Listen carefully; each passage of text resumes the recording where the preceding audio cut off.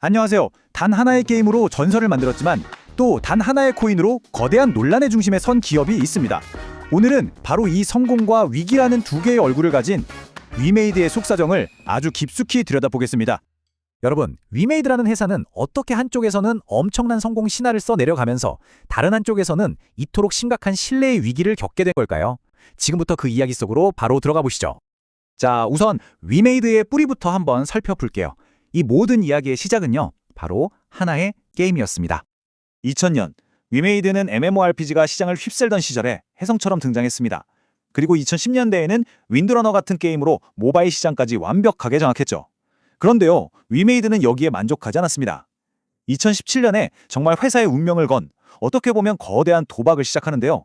그건 바로 자신들의 핵심 자산인 IP의 블록체인이라는 아주 새로운 기술을 접목하기로 한 결정이었습니다. 위메이드가 가진 가장 강력한 무기, 그건 바로 미르의 전설이라는 IP입니다. 이 게임 IP 하나가 중국 시장에서 벌어들이는 돈 정말 어마어마하거든요. 바로 이 든든한 총알, 즉 자금력이 있었기에 위메이드는 블록체인이라는 누구도 가보지 않은 미지의 영역에 아주 과감하게 뛰어들 수 있었던 겁니다.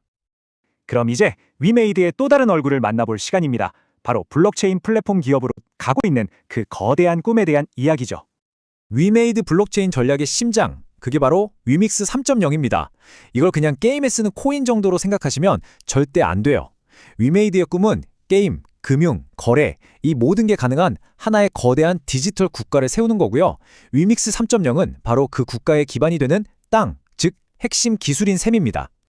이 디지털 국가는 크게 3개의 기둥으로 이루어져 있습니다. 첫째, 온갖 게임들이 올라오는 거대한 오락실, 위믹스 플레이.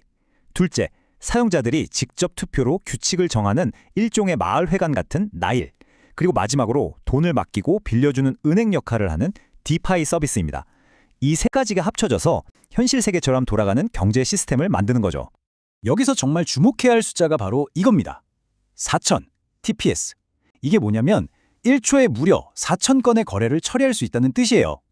수많은 사람들이 동시에 접속해서 아이템을 사고 파는 복잡한 MMORPG를 블록체인 위에서 아무 문제 없이 돌리려면 이 정도 속도는 정말 필수적이거든요. 위메이드가 내세운 핵심 모델은 바로 P&E, 즉 플레이하며 돈을 번다는 개념입니다. 아주 쉽게 말해볼까요? 예전에는 우리가 게임 아이템 팔다가 현피 걱정부터 했다면 이제는 그냥 게임을 즐기면서 얻은 아이템이 공식적으로 내 자산이 되고 이걸로 진짜 돈을 벌 수 있게 된 거죠. 와, 취미가 부업이 되는 세상이라니 정말 놀랍지 않나요? 하지만 위메이드의 여정이 마냥 장미빛이었던 건 아닙니다. 엄청난 성공 뒤에는 마치 그림자처럼 그만큼 큰 위기가 항상 따라다녔죠. 위메이드의 P&E 모델은 미르포 글로벌로 그야말로 대박을 터뜨렸습니다. 전 세계에서 무려 140만 명이 동시에 이 게임에 접속하는 엄청난 기록을 세웠어요. 이건 블록체인 게임도 얼마든지 성공할 수 있다는 걸 시장에 똑똑히 보여준 역사적인 사건이었습니다. 그리고 이 성공은 결코 운이 아니었어요. 2024년 나이트크루어 글로벌이 연타석 홈런을 치면서 위메이드가 드디어 성공 공식을 손에 넣었다는 걸 확실하게 증명해냈습니다. 바로 이 지점에서 위메이드의 아이러니, 즉 역설이 드러납니다. 게임은 계속해서 대성공을 거두고 있죠. 정작 그 게임들이 올라가 있는 위믹스라는 플랫폼은 상장 폐지나 미공개 매각 같은 문제로 신뢰에 아주 심각한 타격을 입은 상태입니다. 첫 번째 위기는 바로 위믹스 코인의 상장 폐지 사건이었습니다. 국내 주요 거래소들이 당신들이 밝힌 코인 유통량 정보를 도저히 믿을 수 없다는 이유로 위믹스를 퇴출시킨 거죠. 이건 마치 중앙은행이 돈을 얼마나 찍어내는지 국민들한테 제대로 알리지 않는 것과 같은 상황이었어요. 이 사건으로 위메이드의 투명성은 바닥으로 떨어졌고 신뢰도에 치명타를 입었습니다. 두 번째는 깜깜이 매각 논란입니다. 위메이드가 투자자들에게 아무런 예고 없이 자신들이 가지고 있던 위믹스 코인을 시장에 대량으로 팔아치운 거죠. 투자자 입장에서는요, 내가 투자한 회사가 나 몰래 주식을 팔아서 주가를 떨어뜨리는 것과 같은 배신감을 느낄 수밖에 없는 상황이었습니다.